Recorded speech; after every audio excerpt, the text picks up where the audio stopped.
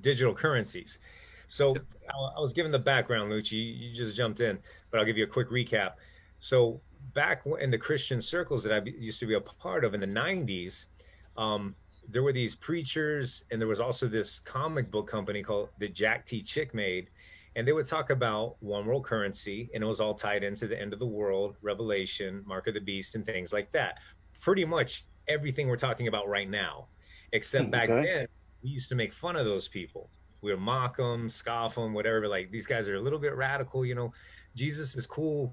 We believe in doing good and loving one another. That's a good message. But these guys were taking it to like prophetic levels. So fast forward to now, everything they talked about is happening. Everything is real time. And even the naysayers, even the people that are like that could never happen, even atheists won't deny that it's happening now. We've got it. We've got the RFDI chips, etc. The things that we used to make fun of these people about. So tying that into digital currencies on a logical level. So Lucci, you may know a little bit something about like this. Back in the days within prison systems and jails, they came to the conclusion that it would be better for there not to be any money within the jail, the prison, that'll keep people from being robbed, that'll keep people from gambling and robbing each other. You know, like, Okay. well, no, you know what I'm talking about, right? A lot of Yeah. people don't understand the subject matter, so I need somebody to be a partner in crime on this. Oh, wrong eye. Um, I'm not in the Illuminati, so and I'm not suicidal. I remember So that part. Don't the forget that. don't forget it. Lucci still hates kittens. So sure enough, in Florida, they did away in the prison systems with tangible currencies because they thought that would solve problems, which it did not. People still got robbed Nah, for bro. Man, people. cigarettes is money, bro.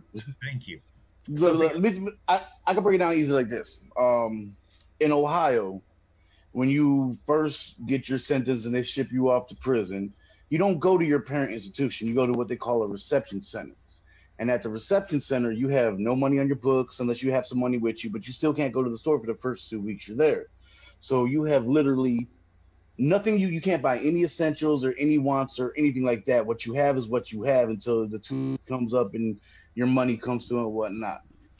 Well, I had a lady friend who knew the system and knew how it worked. So she would send me an envelope packed full of stamped envelopes.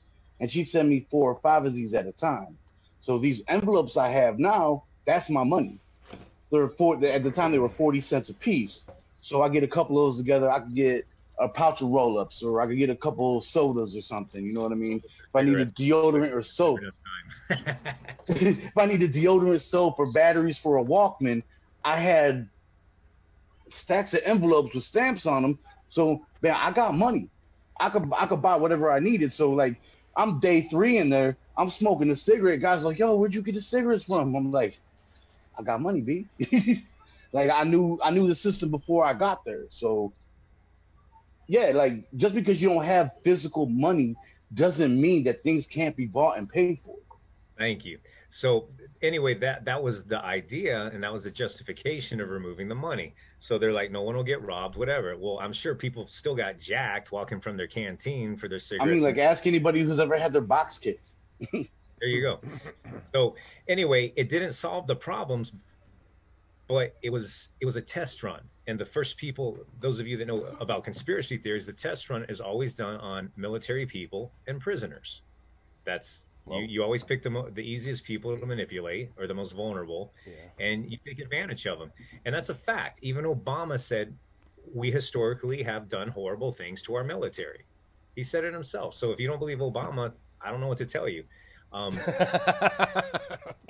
look, the dude he confessed to it. He said we did horrible things. We shouldn't have done it, and we did. No, but I'm just saying that you said it like he's the most honest guy ever. Like, Well, if you, he's the he's the extreme contrast to Trump. So if okay, I He say really is. yeah, if I use Trump as an affirmation, we're gonna lose. you're gonna lose everything. Right. So, but if you say Obama, you have the Obamites who are like, yeah, shoo," and then you've got the people who hate him that are like, huh, he admitted to Hmm. something wrong. That's another reason not to like the guy. That was very well thought out on my part. I'd It like to was. thank my You did that good. I'd like to thank Andre Golf for bringing clap. me on the show. Lucci for your support. Link, thank you very much for your texts throughout the day. They cheer me up. All right, so back to the topic. Um, so that was a test run. So tying this back in, these preachers that would talk about the one world order, the one world currency, that was a big theme, was eliminating money altogether and creating a one world currency. Well, in our minds at that time, we were thinking, okay, so it's just going to be like, instead of a US dollar bill, it's going to be a UN dollar bill. Makes sense. Well, we all know how counterfeiting works, etc., blah, blah, blah. So we'll skip over that, introduce the credit card. So, and obviously we've had credit cards for quite some time, Right. but look at the evolution of the credit card. It went from being something you would swipe, and maybe some of our younger listeners won't remember those days, but Oh, it's not even swipe, brother. You had to clack them things. that's what I'm talking about. That's the old school swipe. It was not digital. It wasn't connected to anything. You would take a paper copy, you would swipe, and it would create an imprint, and that imprint would be sent to a bank, and the bank would process it, and it would take like 4 years to process. So to speed it up, everything eventually went to telephone and dial up. If those of you who remember dial up, yep. Yeah, unfortunately. So, and things fast forward to now, we've got like 2 seconds and your payment can be processed. Yeah. So enter in Bitcoin and untangible currencies. They're kind of I don't know a lot about Bitcoin, so I'm not going to talk about that, but it ties directly into this. I know a little bit Not- about Bitcoin. Yeah, like the whole forex trading and everything, where you're trading like random like currencies. Some are real, some aren't. Like I still don't understand like Forex- cryptocurrencies. Yeah, forex is Because like, what gives them value? but forex is completely different than Bitcoin. No. Forex, you're trading cryptocurrencies. You're trading. Well, you can trade cryptocurrency in forex, yeah, but forex, Yes. forex is just trading currency. Period. That's all it is. It's trading currency. It's like trading U.S. money versus the Japanese yen, and you're trading. You're betting on the difference in between the two, the amount of two currencies. And the same thing if you're doing it with Bitcoin or any cryptocurrencies. But when you say forex, don't confuse forex for crypto. Like Well, forex is like foreign money exchange. That's really what it is. And cryptocurrencies happen to fall under the forex category because you can trade and buy cryptos through forex. I have a homeboy that does it. That's how I know. Exactly. You sound like you know what you're talking about. You sound very confident, but you have no clue what you're saying. You sound very confident.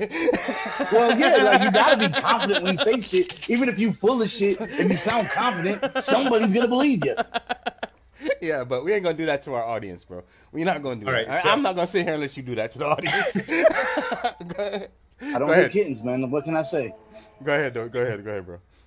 So anyway, and I'll use cryptocurrency as the instead of Bitcoin, because Bitcoin is a specific, and this Right. we're not targeting any of these agencies or whatever they are, intangibles, but they make good examples. So the money doesn't actually exist. It's kind of a theoretical binary value, and it's not real. I think where did the value come from? Well, it's theoretical, and I'm sure people pump in money and people are willing to exchange it. So that's where the value comes in. It's a form of trade. The value. However, to answer his question though, the value comes from the demand.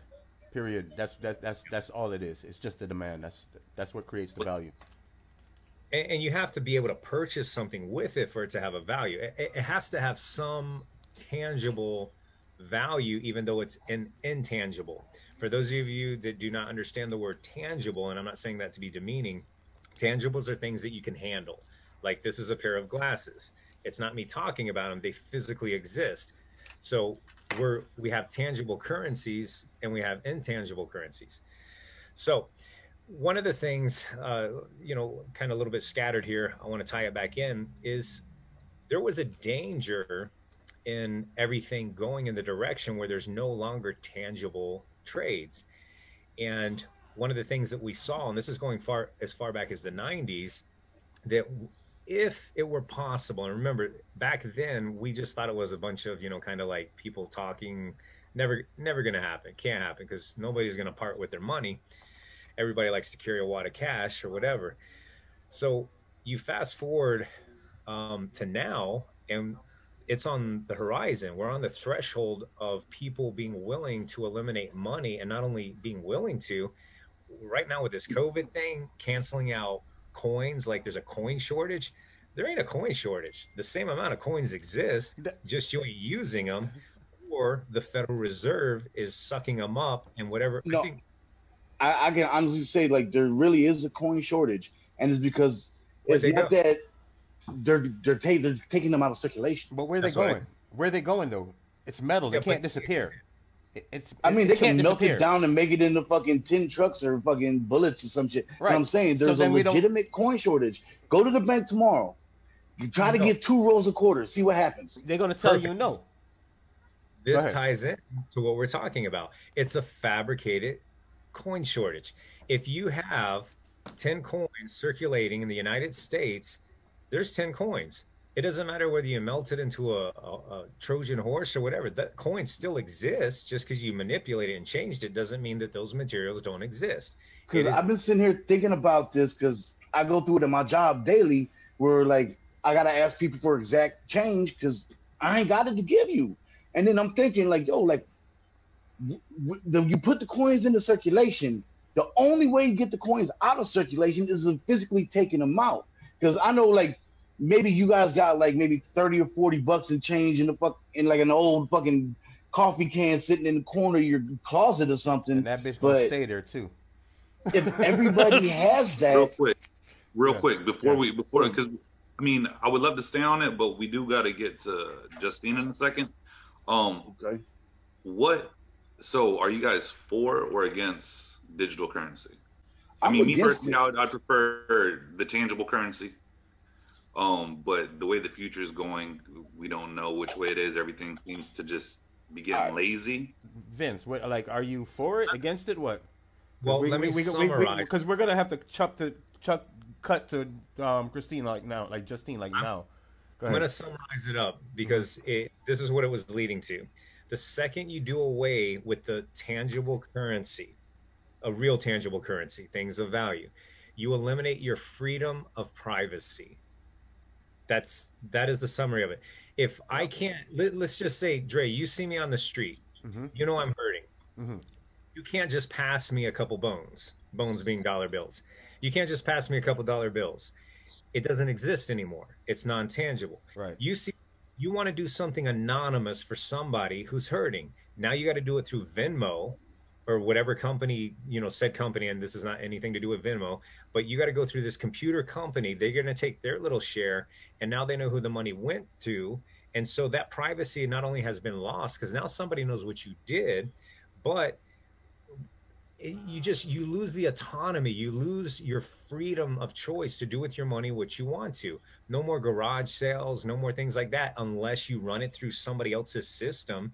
So they take control over it. So in a nutshell, there becomes a dictatorship over your privacy. And that's why tangible currency is so important. Once you do away with tangible currency, your freedom is lost. Your freedom of money is lost.